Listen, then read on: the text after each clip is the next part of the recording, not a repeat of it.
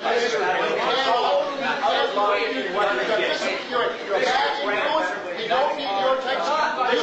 can hit. You guys are order. He's not out of order. He was order. It's a party. I call this meeting to order.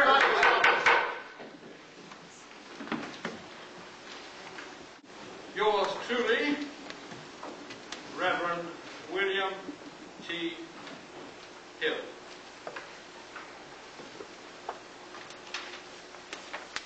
April 4, 1911. Dear Reverend Deacons, it is with deep regret that I must write this letter. In the space of the 1 short year that you have been assistant preacher at the Church of St. John, a deep division has developed within the congregation. We are a church divided. It is evident to me that this division is due to the alignment of some members of my congregation against me and with you. It is a matter we have discussed on a number of occasions during the past months. Seeing no other way to resolve this dilemma, I must ask for your resignation as assistant in this parish. Yours truly. Order!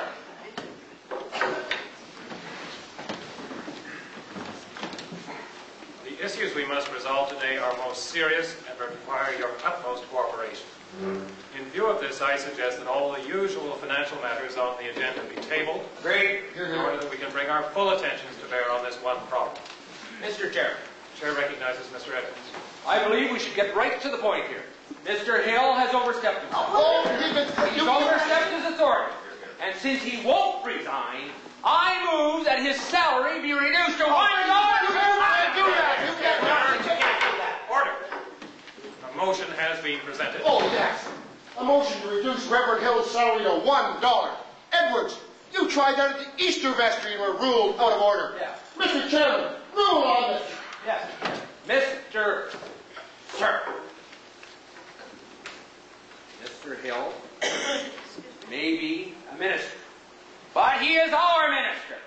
We pay his salary. He's our Edwards! Sit down!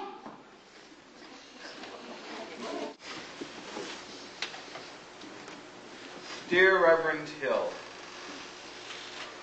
your letter asking for my resignation has caught me by complete surprise. I am well aware through our discussions that a rift has developed in our congregation. However, I believed it was simply a sign of the growth and change within our parish family.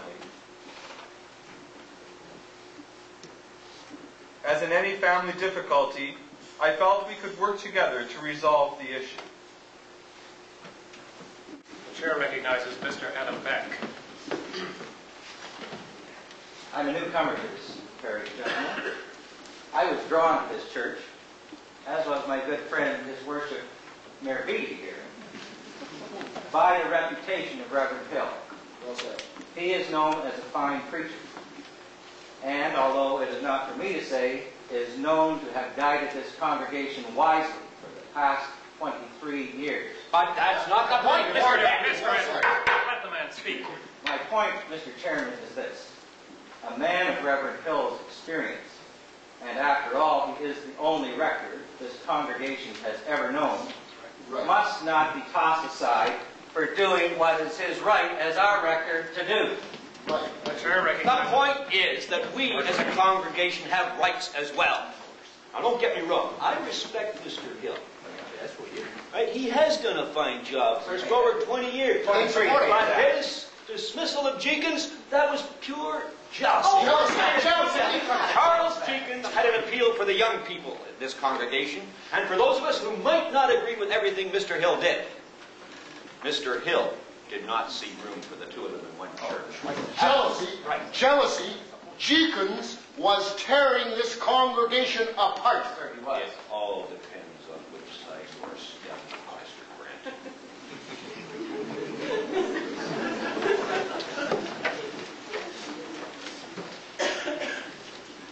To the chairman and gentlemen of the select vestry, dear sirs, I am writing to inform you that I have taken a post in the parish of Clinton. In spite of the unpleasant but perhaps unavoidable situation in the past weeks, I have been most honored and pleased to have served the people of St. John's in the past year. I am sure that as a family you will continue to grow in God's love, and that even in recent events, His will is being done. Yours faithfully, Charles Jenkins. Gentlemen, the Right Reverend Williams has attended this vestry not only as our bishop, but also as a member of this parish. My Lord Bishop.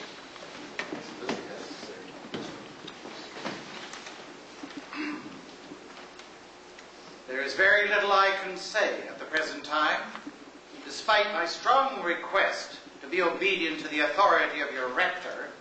Some among you have succeeded in your objective. Your motion to cut Reverend Hill's salary to $1 has carried. Your message to him and to us is very clear, and yet that message cuts at the heart of the Anglican Church. Ministry is established by divine authority and must not be tied to the purse strings of the laity. Mr. Chairman. Yes, Mr. There's something wrong, very wrong with this. We have been forced to shut the purse because Mr. Hill did not represent us in this affair. Mr. Clark. As a layman, you do not seem to understand. Last year's commission, though it may have criticized Reverend Hill's handling of Mr. Jenkins, in no way disputed his right. Last year's commission, indeed. Your commission.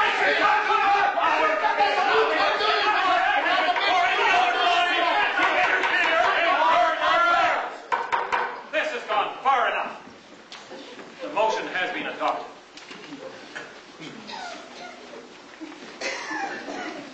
Although Reverend Hill remains in theory our rector, I suggest the wardens meet privately with Reverend Hill in the coming week to resolve this matter finally, and with God's help in the best interests of us all. Certainly, whatever our course of action, the issue will be discussed at the upcoming June Synod. Gentlemen, the meeting is adjourned.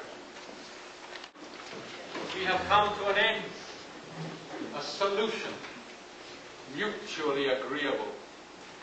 Still, I did not intend that it had become this big, or to go this far. I'm sorry for both of us, Charles. Goodbye. Goodbye, William. God's peace be with you.